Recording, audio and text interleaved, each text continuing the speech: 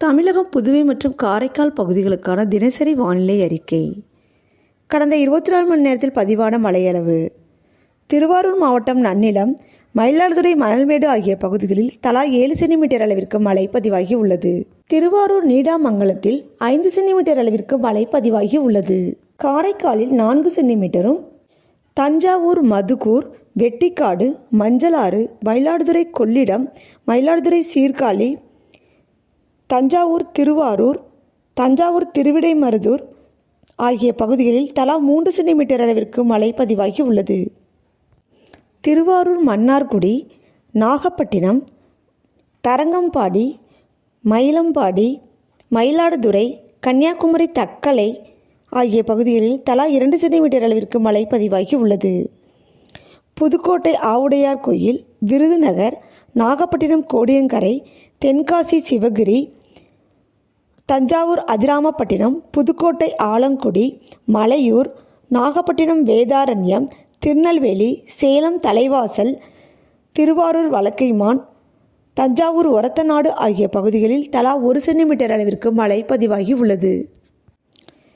வடமேற்கு வங்கக்கடல் பகுதிகளில் நிலை கொண்டிருந்த மிதிலி புயலானது வடக்கு மற்றும் வடகிழக்கு திசையில் நகர்ந்து 17ஆம் தேதி பிற்பகல் 2:30 to 3:30 மணி அளவில் வங்கதேச கடற்கரையை கேப்புபாராவில் கரையை கடந்தது. தென்மேற்கு வங்கக்கடல் மற்றும் இலங்கை பகுதிகளில் ஒரு வளிமண்டல கீழடுக்கு சுழற்சி நிலவுகிறது.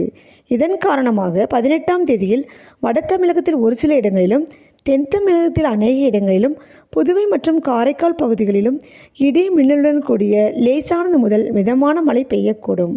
மயிலாடுதுறை, நாகப்பட்டினம், தஞ்சாவூர், திருவாரூர், புதுக்கோட்டை, ராமநாதபுரம், தூத்துக்குடி, திருநெல்வேலி, கன்னியாகுமரி, தென்காசி, தேனி மாவட்டங்கள் மற்றும் காரைக்கால் பகுதிகளில் ஓரிரு இடங்களில் கனமழை பெய்ய வாய்ப்புள்ளது.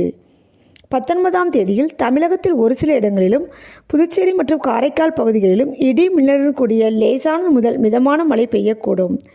புதுக்கோட்டை, சிவகங்கை, ராமநாதபுரம், தூத்துக்குடி, திருநெல்வேலி, கன்னியாகுமரி மாவட்டங்களில் ஓரிரு இடங்களில் கனமழை பெய்ய வாய்ப்புள்ளது. 20ஆம் தேதியில் கடலோர தமிழகத்தில் அநேக இடங்களிலும், உள்தமிழக மாவட்டங்களில் ஒரு சில இடங்களிலும், புதுவை மற்றும் காரைக்கால் பகுதிகளிலும் இடி மின்னலுடன் கூடிய லேசானது முதல் மிதமான மழை பெய்யக்கூடும். செங்கல்பட்டு, விழுப்புரம், கடலூர், மயிலாடுதுறை, நாகப்பட்டினம், தஞ்சாவூர், திருவாரூர், புதுக்கோட்டை, ராமநாதபுரம் மாவட்டங்கள், புதுச்சேரி மற்றும் காரைக்கால் பகுதிகளில் ஓரிரு இடங்களில் கனமழை பெய்ய வாய்ப்புள்ளது. 21ஆம் தேதியில் கடலோர தமிழகத்தில் அநேக இடங்களிலும், உள்தமிழக மாவட்டங்களில் பல இடங்களிலும், புதுவை மற்றும் காரைக்கால் பகுதிகளிலும் இடி மின்னலுடன் கூடிய லேசானது முதல் மிதமான மழை பெய்யக்கூடும். 22ஆம் தேதியில் தமிழகத்தில் அநேக இடங்களிலும், புதுவை மற்றும் காரைக்கால் பகுதிகளிலும் இடி மின்னலுடன் கூடிய லேசானது முதல் மிதமான மழை பெய்யக்கூடும்.